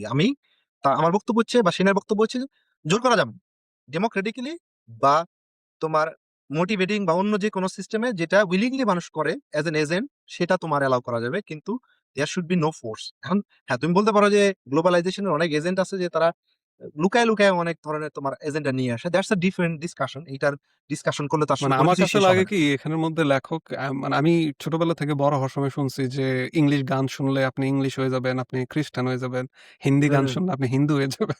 মানে trying to preserve local culture or actively preventing foreign culture to come into local hmm, culture. লেখক এটাকে সুন্দরভাবে হাইলাইট করছে। Culture is really really important এবং কালচার খুবই ইন্টারেস্টিং। ইন্টারেস্টিং এই সেন্সে যে কালচার যে শুধুমাত্র ওয়েস্টার্ন থেকে ইস্টার্নে আসে ব্যাপারটা এরকম না। কালচার কিন্তু ইস্টার্ন থেকে ওয়েস্টার্নে যায়। ফর এক্সাম্পল আপনি দেখেন চিলি পেপারস ইন্ডিয়াতে কিন্তু হইতো না আগে, মরিচ। হ্যাঁ, হ্যাঁ, হ্যাঁ, এটা আসছে হ্যাঁ, পর্তুগাল থেকে। So that is an western culture. কিন্তু আবার চিন্তা করেন ম্যাথমেটিক্যাল টার্ম সাইন, এটা ১ম এ ইন্ডিয়া, তারপরে গেছে আরব ওয়ার্ল্ডে, তারপরে ওখান থেকে গেছে ইউরোপে ম্যাথমেটিক্স এর জন্য। আপনি যদি এখন কারেন্ট ওয়ার্ল্ড এর কথা চিন্তা করেন, আপনি যদি প্রত্যেকটা টাউন সেন্টারে যান আমেরিকাতে, আমি তো এখন দেখি, হ্যাঁ, আমি মাঝে মধ্যে ডিনারে-টিনারে যখন বাইরে যাই, প্রত্যেকটা দেশে কিন্তু লোকাল কুইজিন আছে। ভিয়েতনামিজ হ্যাঁ, কুইজিন, আছে, ইন্ডিয়ান আছে। Cuisine, Japanese cuisine, continental cuisine, European cuisine, Italian food. So এই জায়গার মধ্যে কি হচ্ছে? আমেরিকান কালচার কিন্তু একটু বাইরে যায় নাই। হুম, ইন্ডিয়ানরা এখানে এসে তাদের খাবার এনশিওর করছে যে বানাই, আমরা এখানে এসে দেখছি যে আমেরিকান খাবার হচ্ছে প্রসেসড ফুড। ওগুলো খাওয়া যাবে না। We have to cook our own food in our own style and we will preserve. So আমেরিকাতে এসে ইন্ডিয়ানস আর preserving their own culture of eating Indian foods. So এবং আমেরিকানরা এখন কনভার্ট হয়ে যাচ্ছে। তারাও যখন দেখতেছে যে আরে কিরে, আমি বাংলাদেশি খাবার, ইন্ডিয়ান খাবার তো খুবই ভালো আমেরিকান খাবারের তুলনায়। সো আমরা ওইদিকে একটু দেখি না, আমরা একটু আমাদের অ্যাপিটাইটটাকে ইনক্রিজ করি। হ্যাঁ, হ্যাঁ, so from this perspective this is মানে না সবসময় যে জিনিসটা আছে যে কালচারের যে এই যে একটা ফ্রেজাইল ভিউ যে আমরা সবকিছু আটকে রাখতে হবে, কালচারকে পিওর রাখতে হবে। এই কালচার পিওরিস্ট ভিউ এর কারণে দুনিয়াতে কিন্তু অনেক লক্ষ লক্ষ ওয়ার হয়ে গেছে। জার্মানিরা তাদের এক্স্যাক্টলি। জার্মানকে যে নাজি আমি অন্যদেরকে সুপিরিয়র মনে করছি, এটা তো অনেক বড় সুপিরিয়রকে মনে সমস্যা। করে আরকি কালচার যে হুম, আমাদের কালচার বেটার, তাদের কালচার হচ্ছে খারাপ। ব্যাপারটা এরকম না। Cultures influence each other. যেহেতু কালচার একজন আরেকজনকে ইনফ্লুয়েন্স করে, যেমন আপনি আমার কথা যদি আমি চিন্তা করি, আমি আমার হুম, অফিসিয়াল কলিগদেরকে দাওয়াত দিছি ইফতারের জন্য। হুম, তারা কিন্তু সবাই খ্রিস্টান। কিন্তু হুম, আমি দাওয়াত দিছি যে আপনারা আসবেন, আইসা আমার সাথে ইফতার করবেন। I am going to share you my culture, my tradition and my way of living with them.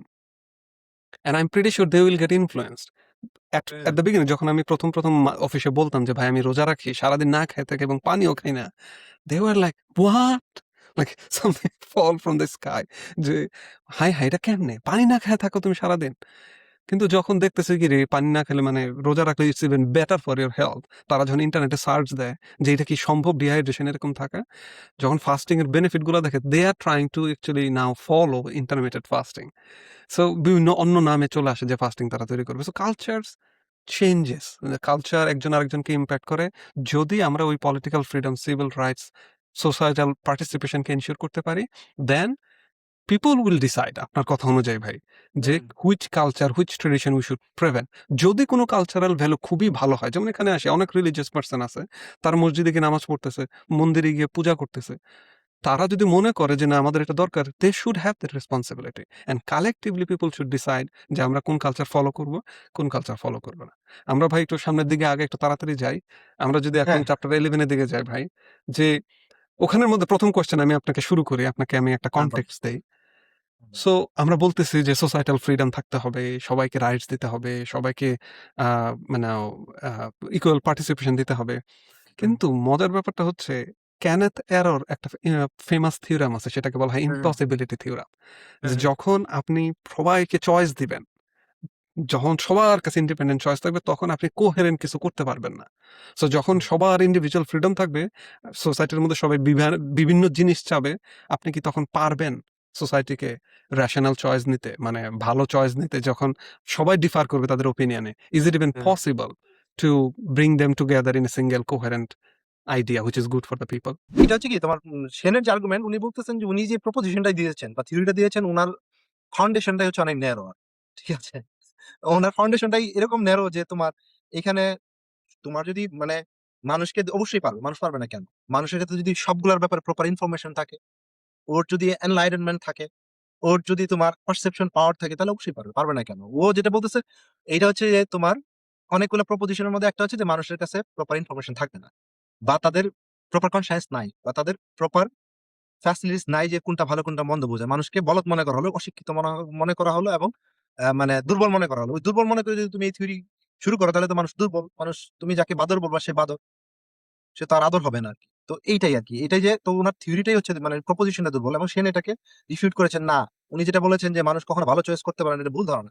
মানুষকে যখন তুমি তথ্য দিবা, মানুষকে যখন তুমি এডুকেশন দিবা, এনলাইটেনমেন্ট দিবা, ফ্যাসিলিটিস দিবা, ওর গ্রো করার তোমার এম্বায়েন্স দিবা, সে অবশ্যই ভালো ডিসিশন দিবে আরকি। এবং এটা ইতিহাসে বারবার হয়ে আসছে আরকি।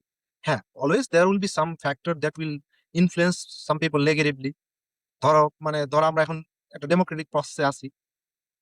এখন ধরো মনে করে যে সাম আছে যে খুবই অ্যান্টি রিলিজিয়াস পার্টি আসবে, আবার সাম আছে যে কোনো রিলিজিয়াস পার্টির একদমই ভেহেমেন্ট সাপোর্ট। আবার সাম পিপল মনে করে যে তারা মনে করবে তারা মিডল সেন্ট্রিক টাইপের, কেউ অত ফারও না, অত লেফট না।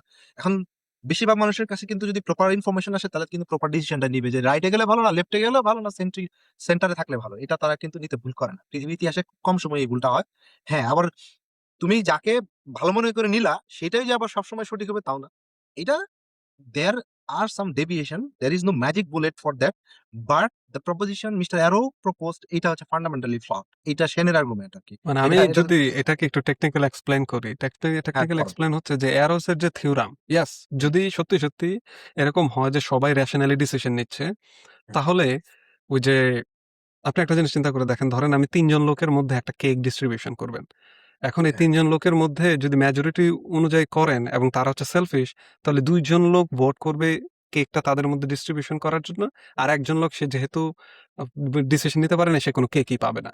সো হ্যাঁ, অটোমেটিক্যালি এই প্রসেস চলতে থাকবে এবং সোসাইটির মধ্যে রিচ হইতে থাকবে, মানে পুর হইতে থাকবে। সো আপনি যদি একটা পপুলার বিলিফ হচ্ছে ইকোনমিস্ট এবং পলিটিক্যাল থিওরিদের মধ্যে, যে যদি ডেমোক্রেসি এবং হচ্ছে আ থাকে এবং রশনাল সোশ্যাল চয়েস থাকে, তাহলে সেটা হচ্ছে ইনহেরেন্টলি ফল্ট এবং ম্যাথমেটিক্যালি ইম্পসিবল যে আপনি কোনো একটা ভালো আউটকাম এর দিকে যাবেন। সো হ্যাঁ। ওইটাকে ডিবাঙ্ক করার জন্যই অমর্ত্য সেন বলছে যে এই যে সোসাইটাল বেস, আমাদের যে অ্যাজাম্পশন আমরা ধরে নিচ্ছি ম্যান হচ্ছে rational human being, that's not right. এই যে হ্যাঁ, এক্সাক্টলি রেস্ট্রিক্ট এটাই এই যে বক্তব্য। রেস্ট্রিক্টিং ইনফরমেশনাল বেস, আমরা ধরে নিচ্ছি যে মানুষ খালি হচ্ছে প্রেফারেন্স করে, যে মানুষ হচ্ছে র‍্যাঙ্কিং পছন্দ করে এবং হচ্ছে মানুষ নিজেদের ইন্টারেস্টটাকে সবসময় ম্যাক্সিমাইজ করতে চায়। হুম। মানুষ is not that simple. People are way more than that. And that rationale is the lowest of the human quality. There are love, there are respect, there are sympathy. So all of this come together and makes us human being. So that is really, thank you ভাই আপনার এই অ্যান্সারের জন্য। তাহলে society কিভাবে এই জিনিসটাকে ওই handle যে ওই যে করবে? ওই যে আরেকটা থিওরি আছে, কাউন্টার একটা থিওরি আছে, social choice theory. Society choice করবে কি, সোসাইটি অ্যাজ এ টুগেদার তারা ডেমোক্রেটিক ওয়েতে মিউটেশনের মাধ্যমে ইভলভ করবে, যে আমাদের কোনটা ভালো মন্দ হবে এটা আমরা সোসাইটি চয়েস করবে ডে বাই ডে। হ্যাঁ, সোসাইটির ডিসিশন অনেক ভুল হবে আর কি। ডেমোক্রেটিক্যালি গেলেও ভুল হবে, তোমার অথরিটেরিয়ান ওয়েতে গেলেও ভুল হবে। বাট ডেমোক্রেটিক হচ্ছে কি, এটা তোমার চেঞ্জ করার সুযোগ রয়েছে। অর্থাৎ আমরা সবাই মিলে ডিসকাশনের মাধ্যমে, ওপিনিয়নের মাধ্যমে সবাই মিলে বসে, বা আমরা সবাই যখন রিপ্রেজেন্টেটিভ দিয়ে কাজটা করব, তখন এটা কারেকশনের, অটো কারেকশনের সুযোগ থাকে। তো তোমার ধরো তোমার, আমরা যখন, আমি তো বায়োলজি স্টুডেন্ট, সবকিছু বায়োলজিক্যালি মাথায় চিন্তা আসে। যেমন ধরো তোমার অনেক ধরনের জেনেটিক ব্যাড মিউটেশন হয়, কিন্তু আবার যেগুলো আমাদের ইমিউনিটির পক্ষে কাজ করে, তারা কিন্তু এই ব্যাড মিউটেশন গুলাকে কিন্তু তোমার প্রোটেক্ট করে আর কি। এরকম সোসাইটির ভিতরে তাই, যে তুমি সবকিছু নেগেটিভলি করতে চাইলেও, যখন সবার এডুকেশন থাকবে, এনলাইটেনমেন্ট থাকবে, তাদের ভালো মন্দ চিন্তা করার সুযোগ থাকবে, তারা সোশ্যাল চয়েস থিওরির মাধ্যমে তারা ভালোটাই চুজ করবে আলটিমেটলি, ডে বাই ডে আর কি। ভালো মন্দ এইটা তো আবার আপেক্ষিক। এটা তুমি মনে করো যে বেনথামের একটা থিওরি পাবা, তারপরে তুমি ইগালিটারিয়ানিজমের একটা থিওরি পাবা, ইউটিলিটারিয়ানিজমের একটা থিওরি পাবা, জন রলসের জাস্টিসের থিওরি পাবা। এটা মানে কোনো তুমি কংক্রিট কোনো শেপে বলতে পারবা না, বাট গুড ইজ গুড। ঠিক আছে?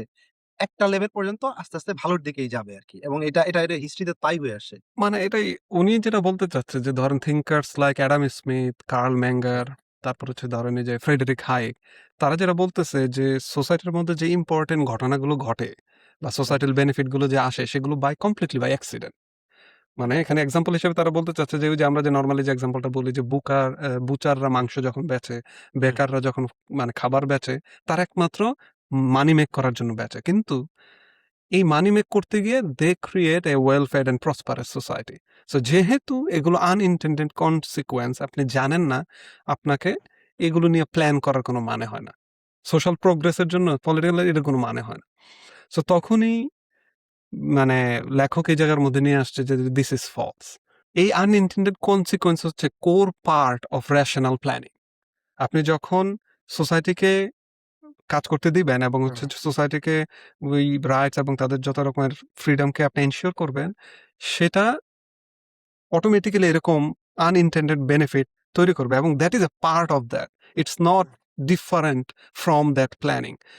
ফর এক্সাম্পল এখানের মধ্যে যে চাইনিজ যে হিস্ট্রি উনি নিয়ে আসছে যে যখন ডুয়াল নেচার অফ ইন্টেন্ডেন্ট কনসিকোয়েন্স থাকবে, যে 1979 সালে যখন ইকোনমিক রিফর্ম হয়, হুম, এগ্রিকালচারাল যে কোঅপারেটিভ ছিল, সেই কোঅপারেটিভকে যখন তারা হচ্ছে ডিসম্যান্টেল করে দেয় ইকোনমিক রিফর্মস এর কারণে, এবং এগ্রিকালচার কোঅপারেটিভ থাকবে না, সেটা কিন্তু ওখানকার রুরাল পাবলিক তাদের হেলথ কেয়ার এবং তাদের আহ, আহ, যে ওয়েলবিং মারাত্মকভাবে মানে হার্মফুল হয়েছিল। তারপর হচ্ছে যে ওয়ান চাইল্ড পলিসি, সেটা হচ্ছে যে মারাত্মকভাবে আমরা দেখছি যে ফিমেল ইনফ্যান্টদেরকে মেরে ফেলা হয়েছে। তারপর হচ্ছে সেক্স সিলেক্টিভ অ্যাবর্শন করা হয়েছে। সো এই সোশ্যাল পলিসিস গুলো যেগুলো আছে, যে এই একটা হইছে মানে এই পলিসির কারণে। আবার তারই পলিসি গুলা আপনি যদি 1979 সালের ইকোনমিক পলিসি এগুলা করছে, ইকোনমিক রিফর্ম গুলা। কিন্তু পিছনে যেগুলোর কারণে চায়নাতে ফ্যামিন হয়েছে, যেমন হচ্ছে আপনার মাওয়িস্ট সোশ্যাল পলিসিস যেগুলো ছিল, যেটাতে ল্যান্ড হুম, রিফর্ম, তারপর বেসিক হেলথ কেয়ার, তারপর এক্সপান্ডেড লিটারেসি, মাও যেগুলো ইনিশিয়েটিভ গুলো নিছে, সেগুলো কিন্তু একটা হাইলি প্রোডাক্টিভ হিউম্যান ক্যাপিটাল তৈরি করছে, ফাউন্ডেশন, যেটা চায়নার যে ক্যাপিটালিস্ট মার্কেট আছে সেটাকে 2-3 দশক পরে একটা সিগনিফিকেন্ট বুস্ট দিছে যখন দে ওপেন আপ। সো এই ২ টা এক্সাম্পলের মাধ্যমে যে চায়নার ১৯৭৯ সালের পরে তারা ইকোনমিক ফ্রিডম নেওয়ার কারণে কিছু গরিব পাবলিকরা তাদের হেলথ কেয়ার এবং তাদের মারাত্মক রকমভাবে সমস্যায় পড়ছে, এবং ওইটারই পার্ট অনুযায়ী যে ওয়ান চাইল্ড পলিসি নিছে সেটা হচ্ছে খুবই খারাপভাবে ওয়েমেনদের উপরে ইফেক্ট করছে। সো ভালো জিনিস করছে তারা, কিন্তু তারপরেও ইফেক্টটা ছিল খারাপ শর্ট টার্ম। কিন্তু মাও যার পলিসির কারণে অ্যাকচুয়ালি ফ্যামিন হইছে, তার সেই সেম পলিসির কারণে China got the most effective human capital. চায়নার এডুকেশন ভালো ছিল, চায়নার লোকজনের ওই হেলথ কেয়ার ভালো ছিল। সো যেহেতু মানে লেখকের আইডিয়াটা হচ্ছে যে খারাপ পলিসি ভালো পলিসি ব্যাপারটা এরকম না, যে কোনো সময় আনইনটেন্ডেড কনসিকুয়েন্স থাকতে পারে। সো আনইনটেন্ডেড কনসিকুয়েন্স থাকবে বলে আপনি সোশ্যাল প্রোগ্রেস নিয়ে কথা বলবেন না, দ্যাট ইজ নট রাইট। আপনাকে এই সবকিছুর সাথে সাথেই আপনি সোশ্যাল মানে করতে পারেন যে unintended consequence doesn't constitute a reason why we should not strive for social reform and social development. Unintended consequence actually part of it. যেহেতু এটার সাথে ওই পার্টের সাথে ডিসিশন নিয়ে ডিবেটের মাধ্যমে ডেমোক্রেটিক প্রসেসের মাধ্যমে people will be able to decide for what is best for them.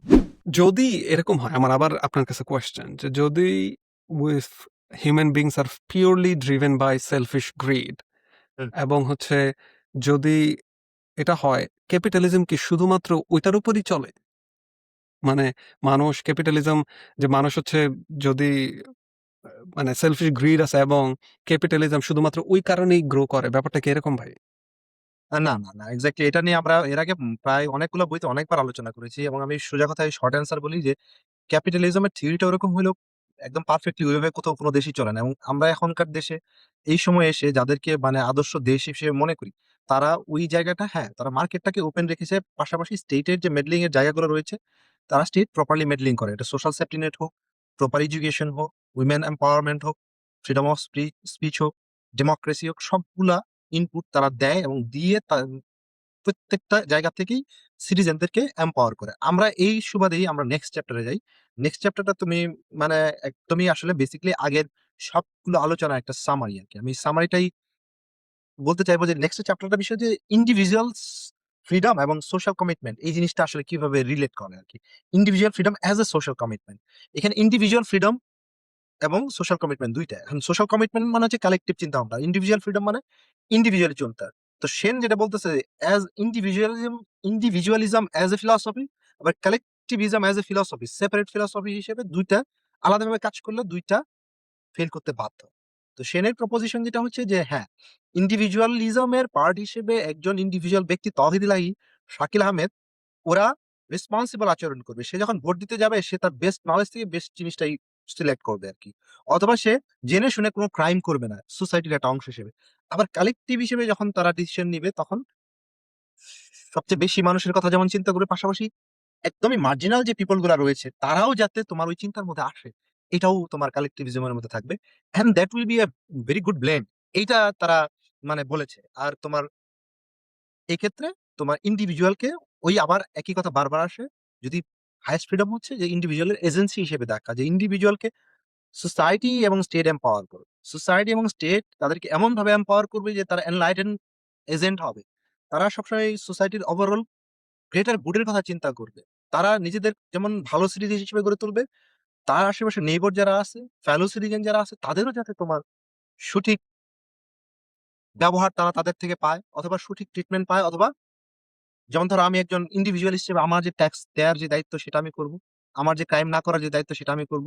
সমাজে আমার যে ট্র্যাডিশন বাংলাদেশের সমাজে সিনিয়রদেরকে রেসপেক্ট করা, বাবা-মাকে রেসপেক্ট করা, আমাদের বন্ধু-বান্ধবের সাথে যে রিলেশন, এগুলা আমরা ইন্ডিভিজুয়াল হিসেবে খুবই রাখবো।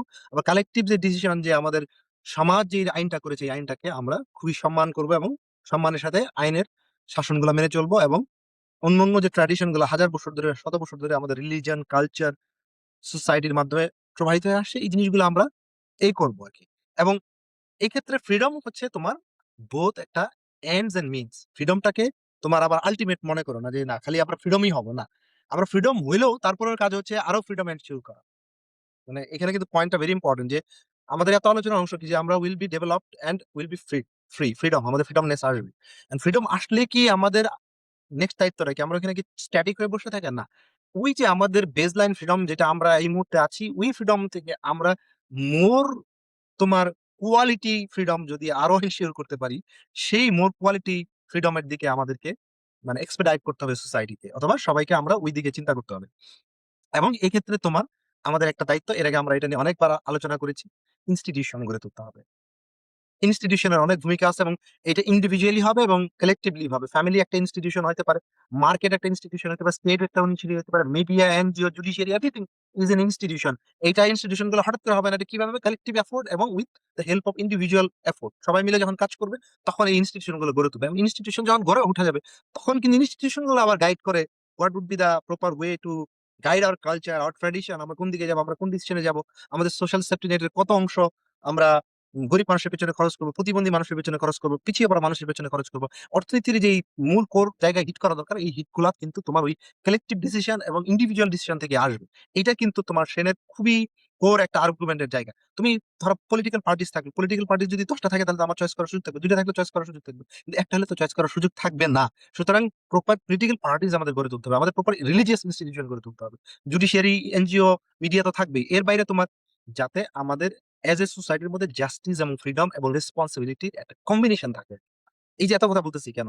খালি ফ্রিডম থাকলে হবে না। ফ্রিডম হলে আমি তোমার মাইরে দিলাম। তাহলে তো হলো না। যে শাকিব ছোট ভাইরে চড় দেই একটা। এটা তো কোনো মানে ফ্রিডমের মধ্যে পড়ে না। আমার একটা রেসপন্সিবিলিটি আছে যে শাকিল আমার ছোট ভাই, ওকে আমি অনেক আদর করি, ওকে আমি মারবো কেন? এটা তো আমার একটা রেসপন্সিবিলিটি, তাই না? এবং আরেক দিক দিয়ে চিন্তা করলে না, শাকিল তো ছোট ভাইরে মারলাম না, কিন্তু রাস্তা দিয়ে একটা পিচ্চি পোলাপান হেঁটে যাচ্ছে, ওরে আমি কি গিয়ে একটা ঠুনা মেরে দেবো নাকি? না, এটা তো আমার জাস্টিসের মধ্যে পড়লো না আরকি। এটা তো আনজাস্ট একটা কাজ করলাম আমি।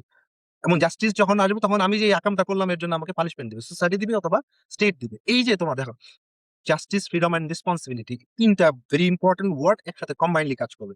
আর হচ্ছে যে তোমার যখনই আমরা একটা পলিসি করব, পলিসির সাথে আমাদের ইথিক্যাল ইমপ্লিকেশন গুলো থাকবে। হ্যাঁ, অ্যাপারেন্টলি অনেক কিছুই ভালো মনে হয় যে না ঠিক আছে, আমরা ভালো থাকতে চাই। তাহলে কি যে গরিব মানুষগুলারে অন্য একটা দ্বীপের মধ্যে পাঠায় দেই আরকি। ওরা আমাদের সামনে এসে মানে ভিক্ষার থালা নিয়ে ঘোরাঘুরি করবে। এটা আমাদের ভাল লাগে। দেখতে ভালো শোনায় না। এটা তো আমাদের মানে মাথার মধ্যে আসতে পারে। এটা আসলেই তো তুমি প্র্যাকটিক্যালি চিন্তা করো, এটা তো খুবই ভালো হবে যে আমাদের যে বাংলাদেশের সব ভিক্ষুকগুলো আছে ওইটারে আমরা একটা মনে করো যে মনপুরা দ্বীপের মধ্যে পাঠায় দিলাম আরকি। এটা তো তুমি প্র্যাকটিক্যালি চিন্তা করো, আরে এটা তো খুবই very good arrangement, but is it ethical? That's a big question. ভিক্ষুকরা কি আমাদের না, আমাদের সমাজে তারা, আমাদের সোসাইটি যারা প্রতিবন্ধী, যারা তোমাদের বিভিন্ন ধরনের সমস্যার মধ্যে আছে, তাদের তো আমাদের সোসাইটি তাদেরকে অ্যাকোমোডেট করতে হবে। সেন এই জিনিসগুলা এত সুন্দর করে বলেছেন। আমি আমি তো কথা বলছি খুবই প্লেন ল্যাঙ্গুয়েজে, বাংলা, প্লেন বাংলায়। কিন্তু উনার গভীরতা আরো অনেক, অনেক বেশি আরকি। এইটা মানে আসলেই একটা দেখার মতো একটা জিনিস। এখন ধরো তোমার এর 50% উইমেন, আমরা উইমেন এজেন্সিশিপ নিয়ে কথা বলছি। উইমেনদেরকে তুমি বাদ রেখে যদি যতই আলাপ আলোচনা করো, যে আলোচনা করবে ও মনে করো যে ফান্ডামেন্টালি ফ্লড। ওকে দিয়ে আর কিছু হবে না। তুমি মাথায় রাখতে হবে যে উইমেনকে যারা বিরেট করবে, বিগাইল করবে অথবা আন্ডারমাইন করবে, দে হ্যাভ সিরিয়াস প্রবলেম। সে যে পলিটিক্যাল পার্টি হোক, যেই সোসাইটির মানুষ হোক, যেই চিন্তাধারার মানুষ হোক, ও ও আসলে মানুষ, মানে সে কোনো মানুষ। সে প্রপার ইন্ডিভিজুয়াল না, এবং সে অ্যাজ এ কালেকটিভ পারসন, তার কালেকটিভিজমের মধ্যে তার কন্ট্রিবিউশন হবে জিরো, এবং সে আরো নেগেটিভলি ইনফ্লুয়েন্স করবে আরকি। এবং অন্যান্য যে বিষয়গুলো থাকে যে আমরা সোশ্যাল সেফটি নেট করি, এটা কেন করি? এটা বেসিক্যালি যদি বলো, আমাদের দেশে মঙ্গা গেছে সোশ্যাল সেফটি নেটের কারণ। সারা দুনিয়াতে তোমার এই মানুষ যাতে না খায়ে মরে, এটার জন্য সোশ্যাল সেফটি নেট থাকে। আমার চাকরি নাই, আমি কি না খায়ে থাকবো? আমার কোনো কারণে প্রবলেম হইলো, আমি ডিস্ট্রেসড হলাম, আমার এখানে ইকোনমিক রেসেশন হইলো, ধান চালের কোনো একটা ফ্লাড হলো, ফেমাইন হলো, এটা হলো সেটা হলো। তো ওই কারণে ইঁদুরে আমার সব ধান কেটে নিয়ে গেল আরকি। তাহলে কি আমি না খায়ে মরবো? হ্যাঁ, state have to meddle in this situation. এইটা আমাদের সবসময় করতে হবে আরকি। এবং আরেকটা জিনিস হচ্ছে যে don't be extreme and radicalist and fundamentalist. Be very, very relaxed, be fluid, adaptable. মানে এইটা আমাদেরকে মানে একদম মাথার মধ্যে ধারণ করতে হবে যে না, আমি যেটা বুঝি এই মানে পৃথিবীর সর্বশ্রেষ্ঠ জ্ঞান না, সবচেয়ে বড় আইডিয়া না, এটার মধ্যে অনেক ভুল রয়েছে। And as a person, as a individual, and a group of people, as a collective people, we have to accept it যে things that we did before might be a mistaken decision and we have to correct it because we need a better future or ahead. এটা আমাদের মাথার মধ্যে থাকতে হবে। And এটা হচ্ছে আমি আপাতত এইভাবে চিন্তা করেছি এই সেনের বইটা পড়ে। আমি am so boost up and excited about this book. আমি আরো ২ একটা ফ্রেন্ডের সাথেও আলোচনা করেছি এবং তাদেরকে আমি এই বইটা পড়ার সাজেস্ট করেছি। And I will also suggest আমাদের যারা লিসনার রয়েছেন তারা আমাদের চ্যানেল সাবস্ক্রাইব করে সব আলোচনা শুনবেন। পাশাপাশি তারা পারলে এই কঠিন বইটা যদি একটু কষ্ট করে পড়েন, তাহলে আপনাদের মানে একটা চিন্তার নতুন জগৎ খুলে যাবে। শাকিল, তোমার তো অনেক কিছু বলার আছে। তুমি বলো, বলে না, আমাদের আমি ডিসকাশন উই শুড আমি জাস্ট খালি যদি কনক্লুড। কনক্লুড করতে চাই একটা পয়েন্ট কনক্লুড। করে, সেক্ষেত্রে হচ্ছে এরকম যে কোয়েশ্চেনটা আমি আগে করতেছিলাম যে does capitalism Solly rely on the grid of people, যে তা মানে ক্যাপিটালিজম শুধুমাত্র মানুষের এই সেলফিশ নেচারের উপরে ডিপেন্ড করে দেখেই ক্যাপিটালিজম সাকসেসফুল। অ্যাবসলিউটলি রং। এখানে লেখক যেই এক্সাম্পলটা নিয়ে আসে সেটা হচ্ছে Japan, which is one of the most successful capitalist nation in the world. তারা কিন্তু শুধুমাত্র গ্রিডের উপরে না, আপনি যদি জাপানিজ কালচার চেক করে দেখেন, they are heavily driven by the loyalty, their duty, rule based behavior rather than hmm, pure profit hmm, maximization. Hmm, so এই যে আইডিয়াটা যে ক্যাপিটালিজম শুধুমাত্র গ্রিডের উপরে চলে, Amartya Sen has debunked it successfully. Hmm, then ওনার আরো যে আইডিয়া আসতেছে সেটা হচ্ছে যে ইন্ডিভিজুয়ালরা কি তাদের লাইফের জন্য completely responsible, or society has some role to play. মানে হচ্ছে কেউ যদি মানুষ, কোনো একটা ইন্ডিভিজুয়াল মানুষ, সে যে গরিব বা সে তার যে সোশ্যাল লাইফের যে কষ্ট, এই কষ্টের জন্য সে কি কমপ্লিটলি নিজেই রেসপন্সিবল? সোসাইটির কোনো দাম মানে ভ্যালু নাই ওখানে? ওই অ্যান্সারের মধ্যেই আসে যে যদি আমি ইন্ডিভিজুয়ালের কথা চিন্তা করি, এবং লেখকের যে কথাটা আসতেছে সে বলতে চাচ্ছে যে একজন মানুষকে আপনি তখনই রেসপন্সিবিলিটি দিতে পারেন যে আপনি বলবেন যে তুমিই হচ্ছে তোমার জন্য খারাপ, যদি সে ইকুয়াল রাইটস এন্ড অপরচুনিটি পায় লাইক আদার পিপল। আপনি এক্সাক্টলি। সোসাইটির কত মধ্যে তো, সুন্দর কথা। হ্যাঁ, আপনি যে সোসাইটির মধ্যে তার রাইটস এন্ড রেসপন্সিবিলিটি এনশিওর করেন না, কিন্তু সে যে গরিব এ কারণে তাকে দায়িত্ব ঠিকই দিচ্ছেন। সে হুম, গরিব এ কারণে তার মাইক্রো ক্রেডিট থেকে লোন নিতে হবে। 20-30% ইন্টারেস্ট রেটে, কিন্তু বড় লোকেরা 2-3% ইন্টারেস্ট নেবে এবং ফ্রিতে ইন্টারেস্ট নেবে, মাঝে মধ্যে লোন নিয়ে চলেই যাবে, তার লোনই ফেরত দিতে হবে না। সো এই যে আইডিয়াস যে গরিব মানুষ গরিব, যে তারা খারাপ, তাদের রেসপন্সিবিলিটি নেওয়া উচিত, society has a bigger role to play. Because in a society, মানে নর্মালি চিন্তা করেন, একটা বাচ্চার যদি ছোটবেলায় সে স্কুল না পায়, সে যদি ইউনিভার্সাল বেসিক কেয়ার না পায় গরিব হওয়ার কারণে, তো আপনি বড় হওয়ার পর আপনি কেমনে আশা করেন যে সে মানে সে বড়লোক হবে এবং সে সোসাইটিতে কন্ট্রিবিউট করবে? সো এই যে আমরা চিন্তা করি যখন যে আমরা হেলথে সাবসিডি দিব কিনা বা এডুকেশনে সাবসিডি দিব কিনা, that is not for those people. আপনি যদি মানুষের কাছ থেকে আউটপুট চান, আপনাকে ইনভেস্ট করতে হবে। So this is what he was trying to say. So last যে জিনিসটাকে আমি হাইলাইট করতে চাই, যে উনি যেটা বলতে চাচ্ছে যে, is there any perfect formula? মানে আমার কি এখন একটা পারফেক্ট ফর্মুলা লাগবে এই সোসাইটিতে জাস্টিস ফিক্স করার জন্য, নাকি উই ক্যান স্টার্ট? সো লেখক এখানের মধ্যে আমাদের কমপ্লিট কোনো সলিউশনের দরকার নাই। আমরা আগের বইটাতেও পড়ে আসছি, আমাদের ছোট ছোট ইনিশিয়েটিভ নিলে হয়। আমাদের যে পুর ইকোনমিক্স মানে অভিজিৎ ব্যানার্জি দাফলুর বইয়ের মধ্যে বলছে, আমাদের ফুল রেসিপি দরকার নাই যে কিভাবে সোসাইটি চলবে। এই যে বড় বড় এত কথা না বলে ছোট ছোট প্রবলেম গুলো সলভ করে আমরা ওখান থেকে শুরু করি, আমাদের পারফেক্টলি জাস্ট সোসাইটি একদিনে আসবে না। পারফেক্টলি জাস্ট সোসাইটি তখনই আসবে যখন আমরা প্রবলেম গুলাকে রেকগনাইজ করতে পারবো। প্রবলেম এক একটা রিকগনাইজ করে একটা একটা করে যখন সলভ করা শুরু করব, তখন আমরা জাস্টিস সোসাইটির একটা পারফেক্টলি জাস্ট সোসাইটির দিকে আগাইতে পারবো।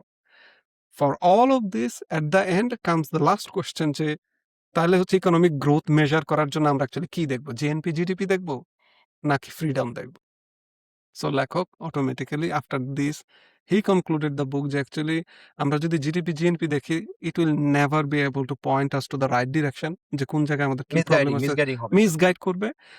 আমাদেরকে যে জিনিসটা করতে হবে সেটা হচ্ছে যে অবশ্যই এনশিওর করতে হবে যে আমরা যখন কোনো একটা সোসাইটির গ্রোথ অথবা ডেভেলপমেন্ট চিন্তা করি, আমরা চিন্তা করব instead of money, what are the benefit, what are the freedoms they have, what are the unfreedoms people have. যদি আমরা ওই পার্সপেক্টিভ থেকে চিন্তা করি, তাহলে আমরা একটা রাইট ওয়েতে যাইতে পারবো, যে কোন একটা কোন একটা সোসাইটি বড় হয়েছে নাকি কোন একটা সোসাইটি, মানে কোন একটা সোসাইটি গ্রো করতেছে নাকি কোন একটা সোসাইটি আন্ডার ডেভেলপড হচ্ছে। সো ওই পার্সপেক্টিভ থেকে দেখলে, আপনি যদি ইউনাইটেড স্টেটস এর মেজারমেন্ট চিন্তা করেন, ওয়েলথ না দেখে আপনি যদি খালি ফ্রিডম অ্যান্ড ফ্রিডমের কথা চিন্তা করেন, united states will be one of the purest country in the world. ঠিক আছে। I should not say that. But yes, but Amartya Sen যেভাবে এই পয়েন্টগুলো নিয়ে আসে, যে এই প্রসেস অফ ফ্রিডমস, তারপর হচ্ছে ফ্রিডমের যে অপরচুনিটি অ্যাসপেক্ট, ফ্রিডমের যে ইন্ট্রিনসিক ভ্যালু, আমরা যদি এগুলোকে সুন্দরভাবে রিলেট করতে পারতাম আমাদের ইকোনমিক গভর্নেন্সে, গভর্নমেন্টাল গভর্নেন্সে, যারা প্রত্যেকটা বড় বড় যে economist, Adam Smith, Marx, they have already mention this. কিন্তু আমরা ইকোনমিস্টরা ধরে নিছি মানুষ হচ্ছে সেলফিশ হিউম্যান বিং, তারা শুধুমাত্র নিজের সেলফটাকে ম্যাক্সিমাইজ করতে চায়। এই কারণে আমরা ইনিশিয়েটিভও নেই সোসাইটির মধ্যে ওইভাবে, গভর্নমেন্টও ডিসিশন নেয় ওইভাবে। At the end of the day আমরা কখনোই ওই সোসাইটি, যে জাস্ট সোসাইটি, সেটা পাই না। হোপফুলি মানুষ এই বইগুলো পড়বে, বইগুলো পড়ে আরো বেশি ডেভেলপ করবে, নিজেদের কনসিয়াসনেসকে বাড়াবে, অ্যাওয়ারনেসকে বাড়াবে, এবং আমরা আস্তে আস্তে ওই জাস্ট সোসাইটির দিকে আগাবো। এই অপটিমিজম দিয়ে ভাই আমি আজকে আজকে আমরা এখানেই শেষ করতে পারি। আমাদের অলরেডি ঘন্টার উপরে চলে গেছে। So Okay, thank you. Last word again. Uh, like, subscribe, comment, and stay with us. Stay tuned. We'll be once again with exactly, you if very there is soon. Any question regarding this book which people should have, যদি কোনো একটা পার্টে নিয়ে আপনার problem হয়, বুঝতে সমস্যা হয়, কোনো একটা জিনিস নিয়ে আপনার কনফিউশন হয়, প্লিজ আস্ক দিস কোয়েশ্চেন্স।